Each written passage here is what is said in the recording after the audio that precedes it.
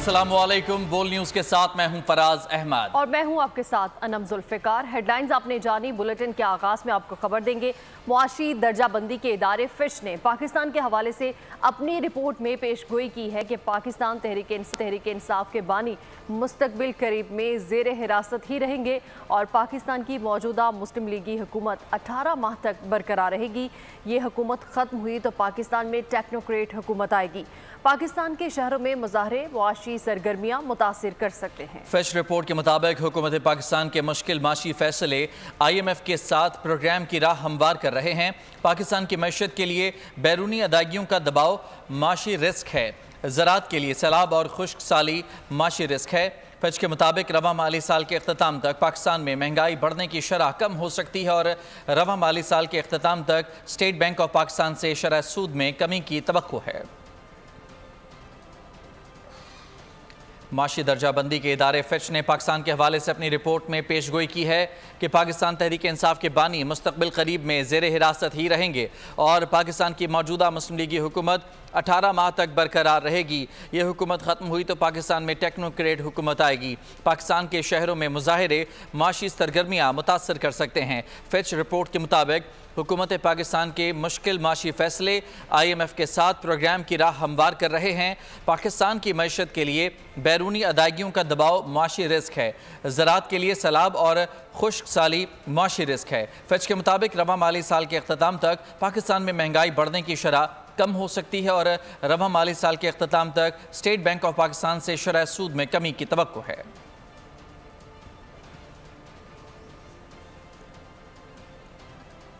मुआशी दर्जाबंदी के इदारे फिश ने पाकिस्तान के हवाले से अपनी रिपोर्ट में पेशगोई की है कि पाकिस्तान तहरीक इंसाफ के बानी मुस्तकबिल करीब में जेर हिरासत ही रहेंगे और पाकिस्तान की मौजूदा मुस्लिम लीगी हुकूमत 18 माह तक बरकरार रहेगी। ये हुकूमत ख़त्म हुई तो पाकिस्तान में टेक्नोक्रेट हुकूमत आएगी। पाकिस्तान के शहरों में मुजाहरे मुआशी सरगर्मियाँ मुतासिर कर सकते हैं। फिच रिपोर्ट के मुताबिक हुकूमत पाकिस्तान के मुश्किल मुआशी फैसले IMF के साथ प्रोग्राम की राह हमवार कर रहे हैं।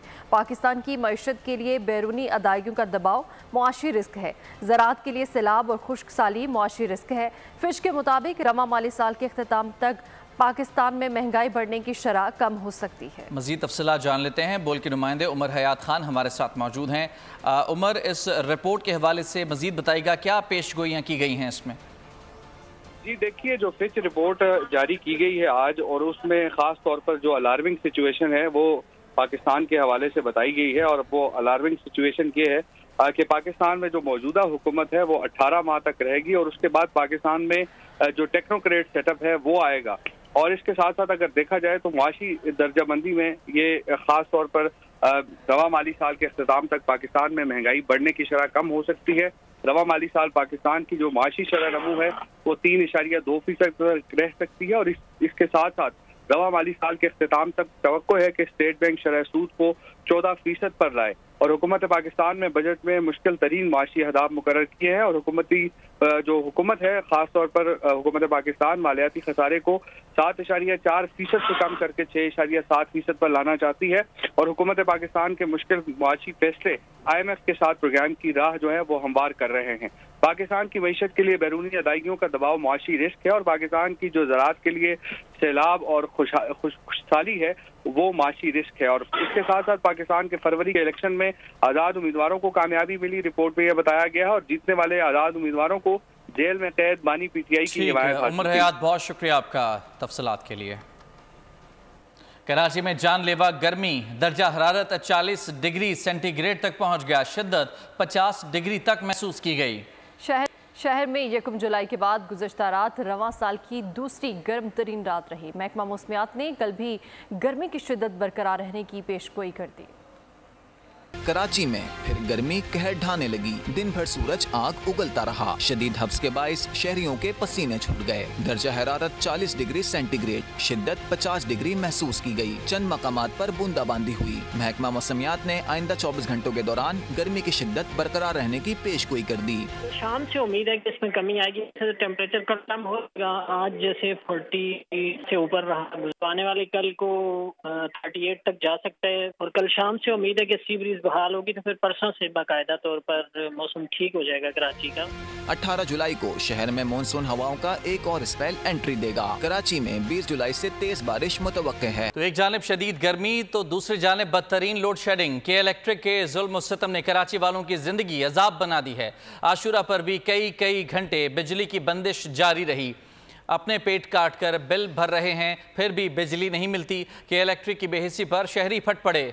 यौम आशूर का दिन है, बिल्कुल भी लाइट नहीं आई है, गैस बिल्कुल नहीं है घर के अंदर। नजरों नयाज का दिन था, कोई काम नहीं हो सका है घर के अंदर। बच्चे इतने परेशान हैं। के इलेक्ट्रिक वालों ने बिल्कुल ही हद करी हुई है। हम बहुत परेशान हैं। गर्मी इस बला की है, उसके ऊपर ये इलेक्ट्रिसिटी का जो हाल है। कहीं किसी को यजीद बोलने की जरूरत नहीं, यजीद यही लोग हैं, क्योंकि इसलिए कि इनको ये 9-10 मुहर्रम की अहमियत क्या नहीं पता। न्याज नजर का दिन है, बच्चे बूढ़े सब परेशान है, गर्मी कैसी पड़ रही है। तो ये एक आजादी है और इंशाअल्लाह ताला इन लोगों पे इतनी जल्दी आने वाला है कि बस इन लोगों को भी बेड़ा गर्क होने वाला है। ना न्याज नजर कर सकते हैं, अपना पेट काट के बिजली के बिल भरते हैं। सुबह से लाइट नहीं है, ना कुछ कर सकते हैं, ना पानी है, ना बिजली है। हम किसको जाके बोलें, कहाँ जाके बोलें।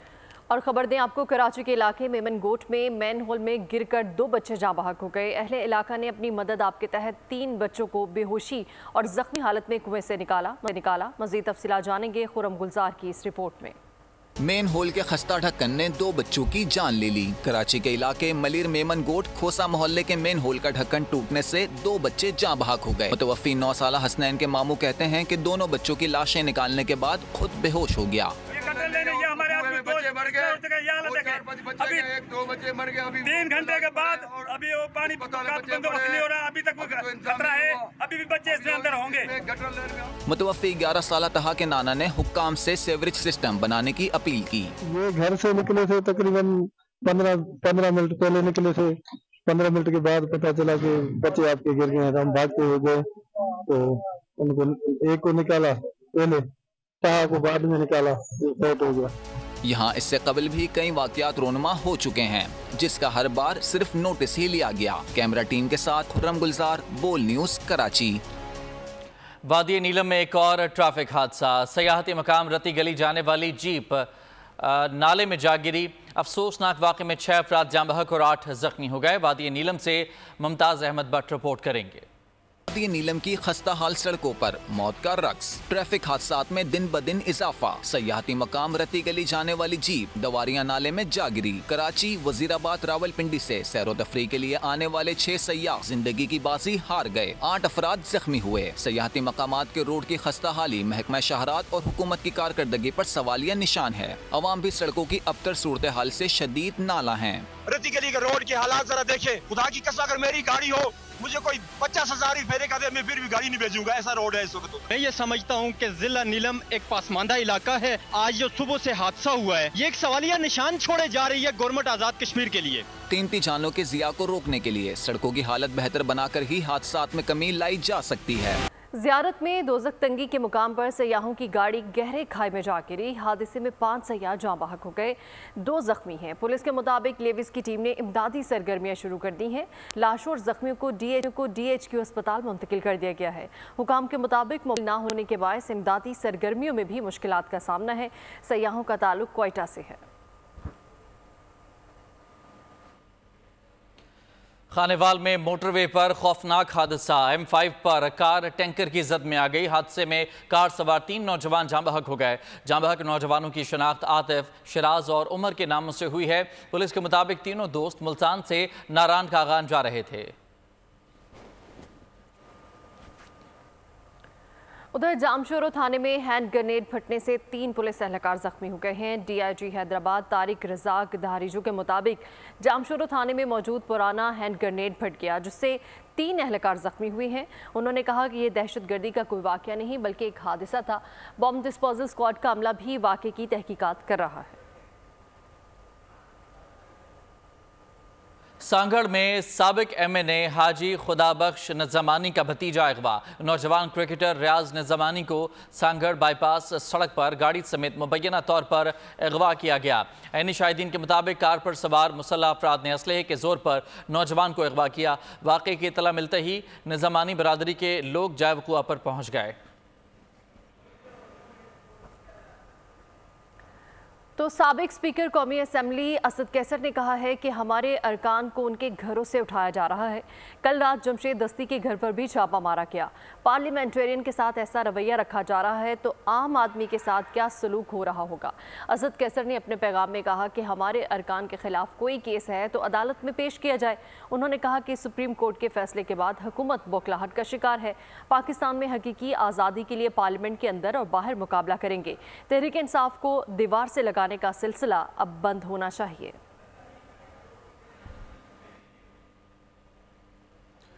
पीपल्स पार्टी किसी भी सियासी जमात पर पाबंदी के हक में नहीं है। सियासी जमात और बानी को कुछ इक़दाम करने होंगे जो वो नहीं कर रहे। वज़ीर आला सिंध मुराद अली शाह कहते हैं कि मुल्क में दहशतगर्दी की नई लहर जारी है। हालात को मद्देनज़र रखते हुए सिक्योरिटी के इंतजाम किए गए हैं।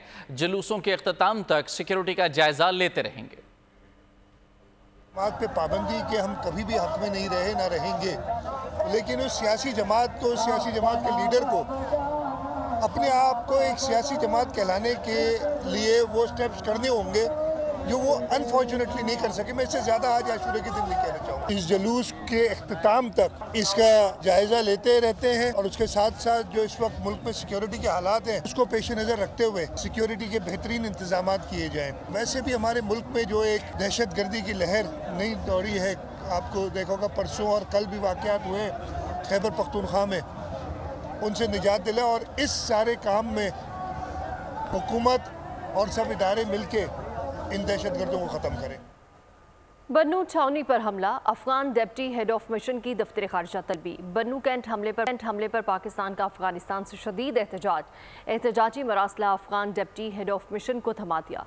तर्जुमान दफ्तर खारिजा का कहना है कि बन्नू कैंट पर हमला हाफिज गुल बहादुर ग्रुप तहरीक तालिबान पाकिस्तान ने किया।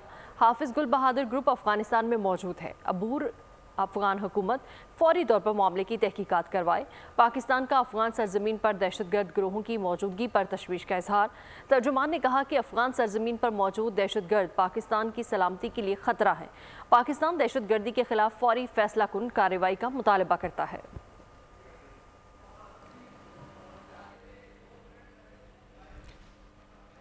अमेरिका के दिफाई इदारे पेंटागन ने दहशतगर्द हमलों में पाकिस्तानी फौजी जवानों की शहादत पर अफसोस का इजहार कर दिया।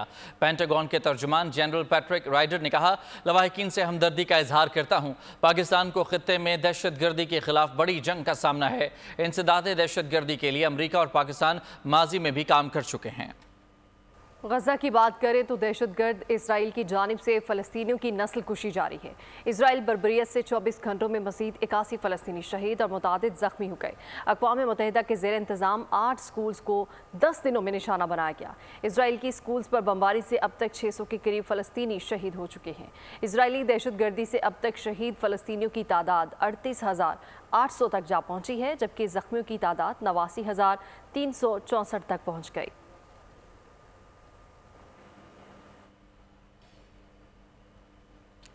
और खेलों की दुनिया से खबर है कि पाकिस्तान टीम आइंदा साल वाइट बॉल सीरीज़ के लिए न्यूजीलैंड का दौरा करेगी। 5 T20 और 3 वनडे इंटरनेशनल मैचेस खेले जाएंगे। न्यूजीलैंड क्रिकेट ने सीरीज़ का शेड्यूल भी जारी कर दिया है, जिसके मुताबिक सीरीज़ के मैचेस 16 मार्च से 5 अप्रैल के दरमियान खेले जाएंगे। T20 सीरीज़ के मैचेस 16, 18, 21, 23 और 26 मार्च को खेले जाएंगे। वनडे सीरीज़ के मैचेस 29 मार्च, 2 अप्रैल और 5 अप्रैल को होंगे। क्रिकेट न्यूजीलैंड ने पाकिस्तान में चैंपियंस ट्रॉफी खेलने की तस्दीक के साथ मेगा इवेंट से कबल मुल्तान में 3 मुल्की टूर्नामेंट में भी शिरकत पर आमादगी जाहिर कर दी।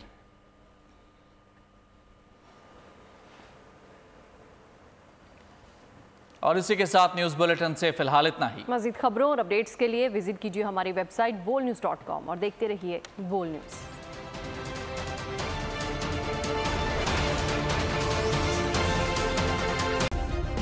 सब्सक्राइब करें और बेल दबाएं ताकि कोई खबर रह न जाए।